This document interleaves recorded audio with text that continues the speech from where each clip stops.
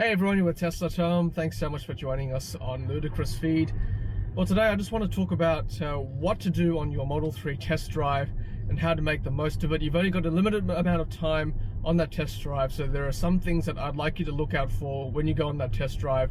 I'm going to assume that if you're going for a test drive, you've already sat in a Model 3, played with the controls, played with the screen, and you've made a decision already based on your family size and your personal situation as to whether that size of vehicle is adequate for your needs. So let's focus on the drive itself.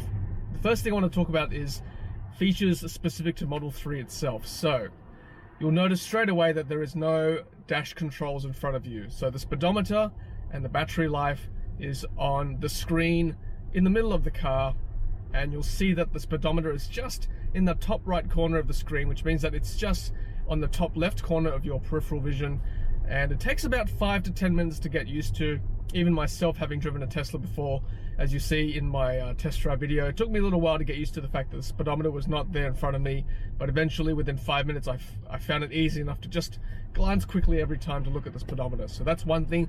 The second thing you'll notice is that the steering wheel is a bit smaller than a conventional size car. Even in my Model S, the steering wheel in the Model 3 was smaller than my Model S. And that's not such a big deal, but just something to be aware of. The third thing I want to talk about is the ride quality. So if you've never driven an electric car before, the first thing you notice, and I do recommend that you turn the stereo off straight away when you get into the Model 3, is that the car is quiet. Electric cars are quiet. It can be unnerving initially, and the first thing you notice is how quiet it is. And you'll probably feel the tire noise as well. That's present in all cars, but obviously in an electric vehicle you feel it more because it's a quiet ride. After a while you'll wonder how you drove without that quietness. It's quite a good feeling. So take note of those three things with particular note to Model 3.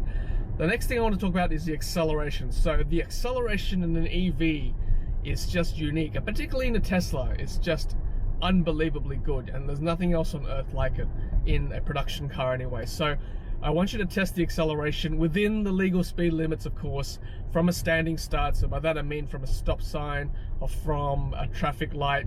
Just give it some within the speed limit and you'll just see how quickly this thing can take off. If you're lucky enough to try a performance Model 3, that goes from 0 to 100 in 3.4 seconds, so that's really quick. The next thing I want you to try is a rolling acceleration start. So just, cruise at about 30 to 40 kilometers an hour and then just give it a little bit more, and you'll just see how quickly that takes off. It's just incredible. And you'll see that at a traffic light you'll just be beating every single car off a standing start.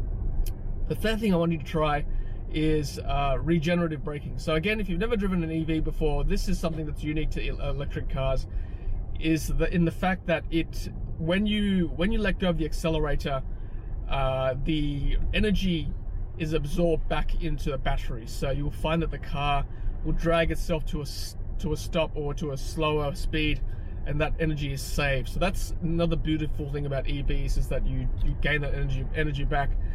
A couple of tricks to try here.